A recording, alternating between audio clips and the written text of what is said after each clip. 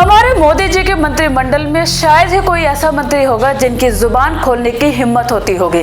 सारे के सारे मंत्री मोदी जी के गुणगान में हमेशा लगे रहते हैं, लेकिन एकमात्र, जी हाँ, पिछले 10 सालों के कार्यकाल में एकमात्र नितिन गडकरी ही वो ऐसे मंत्री हैं जिनका कद भले ही दिन ब दिन घटता जा रहा हो, लेकिन खुलकर वो भी उनके बारे में नहीं बोल सकते।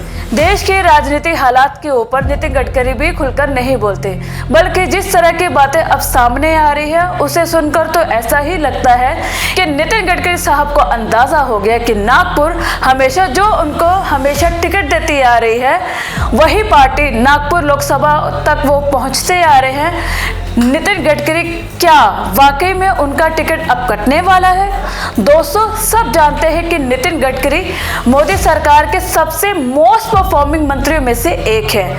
अगर इस सरकार के अच्छे कामों में गिना जाए तो सड़क उसमें से नंबर 1 पर आता है और वो मंत्रालय नितिन गडकरी के पास है, उनके ही अंडर आता है। लेकिन क्या नितिन गडकरी को ये एहसास है कि उनकी काबिलियत को और उनके काम को उतनी तारीफ नहीं मिलती जितनी कि उनको मिलनी चाहिए? ये कह रहे जितनी वो डिजर्व करते हैं उतनी उनको मिलती ही नहीं है, क्योंकि कार्यक्रम में नितिन गडकरी ने बिना नाम लिए देखिए क्या कहा है। मैं हमेशा मजाक में कहता हूँ, चाहे किसी भी पार्टी की सरकार हो, एक बात तो तय है कि जो अच्छा काम करेगा उसे कभी सम्मान नहीं मिलता और जो बुरा काम करता उसे कभी कोई सजा नहीं मिलती। दोस्तों, नितिन गडकरी जिस पार्टी में आते हैं, जिस सरकार के वो मंत्री हैं, उस सरकार का दावा है कि उसने भारत को विश्व गुरु बना दिया है।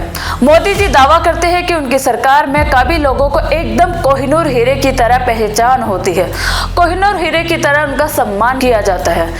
लेकिन उन्हीं के कैबिनेट के मोस्ट परफॉर्मिंग मंत्री कह रहे हैं कि चाहे किसी भी सरकार हो, अच्छा काम करने वाले को कोई नहीं पूछता और बुरा काम करने वाले को कभी सजा मिलती ही नहीं है। दोस्तों, नितिन गडकरी आगे जो बोल रहे हैं ऐसा लग रहा है कि वो नीतीश कुमार को सुना रहे हैं। वो नीतीश कुमार जो अभी अभी कुछ वक्त पहले पलटकर फिर से बीजेपी के साथ हो लिए हैं। देखिए उन्हें क्या कहा। ऐसे लोगों पर ऐसे लोग भी हैं जो अपनी विचारधारा के आधार पर दृढ़ विश्वास के साथ खड़े हैं, लेकिन ऐसे लोगों की संख्या दिन ब दिन घटती जा रही है। विचारधारा में हो रही गिरावट लोकतंत्र के लिए अच्छा नहीं माना जाता। तो दक्षिणपंथी और ना ही वामपंथी हम जाने माने अवसरवादी हैं। कुछ लोग ऐसा लिखते हैं और सभी सुचारू दल से जुड़े रहना चाहते हैं। आखिर गड़बड़ बहुत लंबी है। जिन्होंने अपने अपने राज्य में या तो गठबंधन तोड़े हैं या पाले व पाला बदलकर बीजेपी के साथ शामिल हो गए हैं। मतलब बंगाल में तो पूरी की पूरी लिस्ट है, जिसमें बल्क में तृणमूल कांग्रेस में बीजेपी आए थे लोग और बाद में फिर तृणमूल कांग्रेस में चले गए। और यहाँ पर गडकरी यही बात बोल रहे हैं कि आज के दौर में विचारधारा की जो प्रतिबद्धता है, जो विचारधारा को लेकर दृढ़ निश्चय है, वो किसी के अंदर भी नहीं है।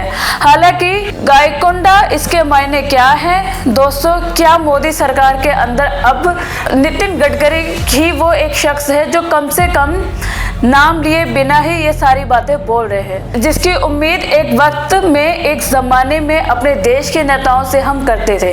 और अगर स्थिति यहाँ तक आ गई है तो नितिन गडकरी का भी पत्ता अब कटने वाला है। आप इस मुद्दे पर क्या सोचते हैं? कमेंट बॉक्स में अपनी राय जरूर दें और चैनल को ज्यादा से ज्यादा सब्सक्राइब करें। धन्यवाद।